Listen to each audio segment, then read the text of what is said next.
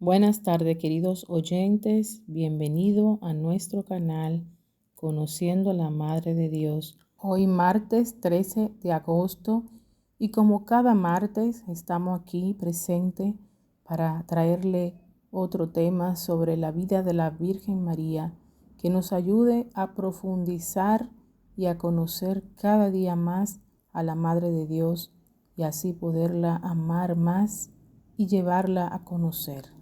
También les invito a que compartan este hermoso contenido con muchas otras personas, amigos, familiares y que se suscriban a nuestro canal Conociendo a la Madre de Dios.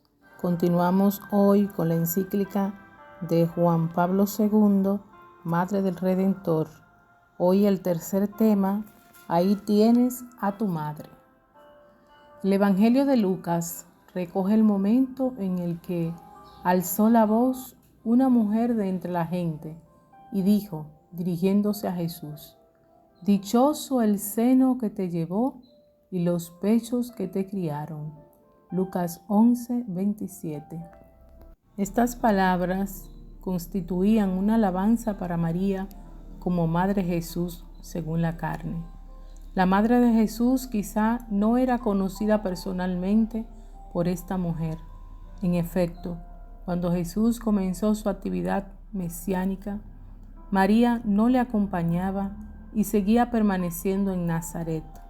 Se diría que las palabras de aquella mujer desconocida le hayan hecho salir, en cierto modo, de su escondimiento. A través de aquellas palabras ha pasado rápidamente por la mente de la muchedumbre, al menos por un instante, el Evangelio de la infancia de Jesús. Es el Evangelio en que María está presente como la madre que concibe a Jesús en su seno, le da a luz y le amamanta maternalmente, la madre nodriza, a la que se refiere aquella mujer del pueblo. Gracias a esta maternidad, Jesús, Hijo del Altísimo, es un verdadero Hijo del hombre, es carne, como todo hombre, es el Verbo que se hizo carne. Juan 1:14, es carne y sangre de María. Pero a la bendición proclamada por aquella mujer respecto a su madre según la carne, Jesús responde de manera significativa, dichosos más bien los que oyen la palabra de Dios y la guardan. Lucas 11, 28. Quiere quitar la tensión de la maternidad, entendida solo como un vínculo de la carne, para orientarla hacia aquel misterio vínculo del Espíritu y que se forma en la escucha y en la observancia de la palabra de Dios. El mismo paso a la esfera de los valores espirituales se delinea aún más claramente en otras respuestas de Jesús, recogida por todos los sinópticos. Al ser anunciado a Jesús que su madre y sus hermanos están fuera y quieren verle, responde, mi madre y mis hermanos son aquellos que oyen la palabra de Dios y la cumplen. Esto dijo en torno a aquellos que estaban sentados en corro, como leemos en Marcos 3:34, extendiendo su mano hacia sus discípulos. Estas expresiones parecen estar en línea de lo que Jesús, a la edad de 12 años, respondió a María y a José, al ser encontrado después de 3 días en el templo de Jerusalén. Así pues, cuando Jesús se marchó de Nazaret y dio comienzo a su vida pública en Palestina, ya estaba completa y exclusivamente ocupado en las cosas del Padre. Lucas 2:49. Anunciaba el reino de Dios y cosas del Padre, que dan también una dimensión nueva y un sentido nuevo a todo lo que es humano y por tanto a toda relación humana, respecto a las finalidades y tareas asignadas a cada hombre. En esta dimensión nueva un vínculo, como el de la fraternidad, significa también una cosa distinta de la fraternidad según la carne, que deriva del origen común de los mismos padres, y aún la maternidad en la dimensión del reino de Dios, en la esfera de la paternidad de Dios mismo, adquiere un significado diverso. Con las palabras recogidas por Lucas, Jesús enseña precisamente este nuevo sentido de la maternidad. Se aleja con esto de la que ha sido su madre según la carne. Quiere tal vez dejarla en la sombra del escondimiento que ella misma ha elegido. Si así puede parecer en base al significado de aquellas palabras, se debe constatar, sin embargo, que la maternidad nueva y distinta de la que Jesús habla a sus discípulos concierne concretamente a María de un modo especialísimo. ¿No es tal vez María la primera entre aquellos que escucha la palabra de Dios y la cumple? Y por consiguiente, ¿no se refiere sobre todo a ella aquella bendición pronunciada por Jesús en respuesta a las palabras de la mujer anónima? Sin lugar a dudas, María es digna de bendición por el hecho de haber sido para Jesús madre según la carne. Dichoso el seno que te llevó y los pechos que te criaron, pero también, sobre todo, porque ya en el instante de la anunciación ha acogido la palabra de Dios, porque ha creído, porque fue obediente a Dios, porque guardaba la palabra y la conservaba cuidadosamente en su corazón y la cumplía totalmente en su vida.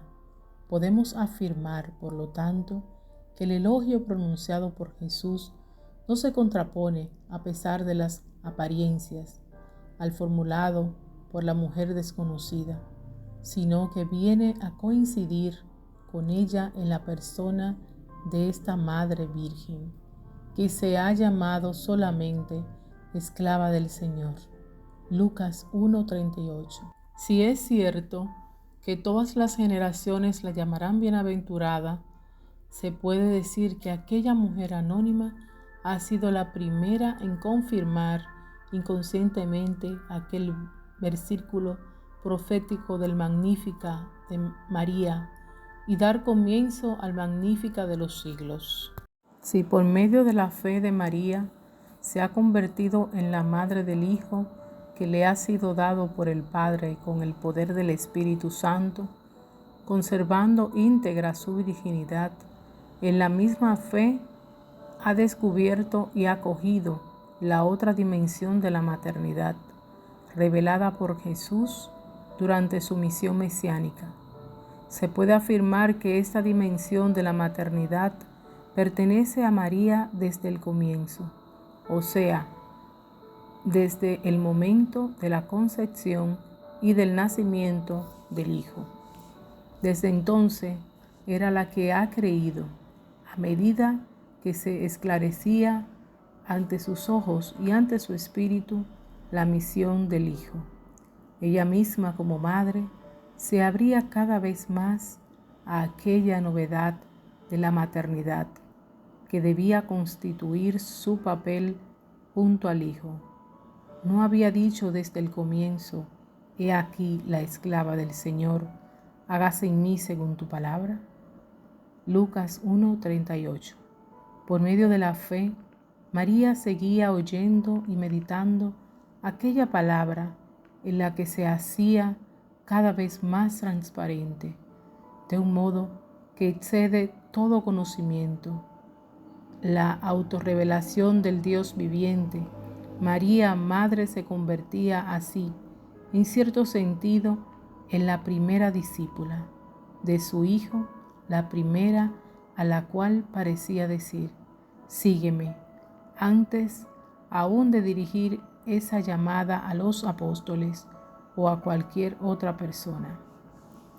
Bajo este punto de vista, es particularmente significativo el texto del Evangelio de Juan, que nos presenta a María en las bodas de Caná. María aparece allí como madre de Jesús al comienzo de su vida pública. Se celebraba una boda en Caná de Galilea y estaba allí la madre de Jesús. Fue invitado también a la boda Jesús con sus discípulos. Juan 2 del 1 al 2. Según el texto, resultaría que Jesús y sus discípulos fueron invitados junto con María, dada su presencia en aquella fiesta. El Hijo parece que fue invitado en razón de la Madre. Comienzo de las señales hechas por Jesús, el agua convertida en vino, que hace decir al evangelista: Jesús manifestó su gloria y creyeron en él sus discípulos. María está presente en Caná de Galilea como madre de Jesús y de modo significativo contribuye a aquel comienzo de las señales que revelan el poder mesiánico de su Hijo. He aquí que como faltaba el vino, le dice a Jesús su madre: ¿no tienen vino? Jesús le responde: ¿qué tengo yo contigo, mujer? Todavía no ha llegado mi hora. En el Evangelio de Juan, aquella hora significa el momento determinado por el Padre, en el que el Hijo realiza su obra y debe ser glorificado. Aunque la respuesta de Jesús a su madre parezca como un rechazo, sobre todo si se mira más que la pregunta, aquella decidida afirmación: todavía no ha llegado mi hora. A pesar de esto, María se dirige a los criados y les dice: haced lo que Él os diga. Entonces Jesús ordena a los criados llenar el agua las tinajas, y el agua se convierte en vino, mejor del que se había servido antes a los invitados al banquete nupcial. ¿Qué entendimiento tan profundo se ha dado entre Jesús y su madre?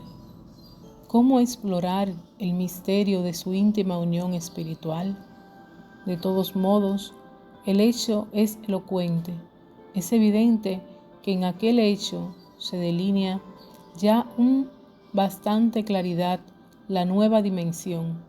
El nuevo sentido de la maternidad de María tiene un significado que no está contenido exclusivamente en las palabras de Jesús ni en los diferentes episodios citados por los gnósticos. En este texto Jesús intenta contraponer sobre todo la maternidad, resultante del hecho mismo del nacimiento, a lo que esta maternidad, al igual que la fraternidad, debe ser en la dimensión del reino de Dios, en un campo salvífico de la paternidad de Dios. En el texto joánico, por el contrario, se delinea en la descripción del hecho de Caná lo que concretamente se manifiesta como una nueva maternidad según el Espíritu y no únicamente según la carne, o sea, la solicitud de María por los hombres, el ir a su encuentro en toda la gama desde sus necesidades. En Caná de Galilea se muestra solo un aspecto concreto de la indigencia humana, aparentemente pequeño y de poca importancia. No tienen vino, pero esto tiene un valor simbólico. El ir al encuentro de las necesidades del hombre significa al mismo tiempo su introducción en el radio de la acción, de la misión mesiánica y del poder salvífico de Cristo. Por consiguiente, se da una mediación. María se pone entre su Hijo y los hombres en la realidad de sus privaciones, indigencias y sufrimiento. Se pone en medio, o sea, hace de mediadora no como una persona extraña, sino en su papel de madre, consciente de que como tal puede, más bien tiene derecho de hacer presente a su Hijo las necesidades de los hombres. Su mediación, por lo tanto, tiene un carácter de intercesión. María intercede por los hombres, no solo como madre desea también que se manifieste el poder mesiánico del Hijo, es decir, su poder salvífico, encaminado a socorrer la desventura humana, a liberar al hombre del mal que bajo diversas formas y medidas pesa sobre su vida, precisamente como había predicho del Mesías el profeta Isaías en el conocido texto al que Jesús se ha referido ante sus conciudadanos de Nazaret, para anunciar a los pobres la buena nueva, para proclamar la liberación a los cautivos y la vista a los ciegos. Otro elemento esencial de esta función materna de María se encuentra en las palabras dirigidas a los criados: haced lo que Él os diga. La Madre de Cristo se presenta ante los hombres como portavoz de la voluntad del Hijo, indicadora de aquellas exigencias que deben cumplirse para que pueda manifestarse el poder salvífico del Mesías. En Caná, merced a la intercesión de María y a la obediencia de los criados, Jesús da comienzo a su hora. En Caná, María aparece como la que cree en Jesús. Su fe provoca la primera señal y contribuye a suscitar la fe de los discípulos. Queridos suscriptores, hasta aquí llegamos por el día de hoy, pero continuaremos el próximo martes. Lo espero para seguir escuchando esta hermosa lectura de la encíclica de San Juan Pablo II, Madre del Redentor. Bendiciones.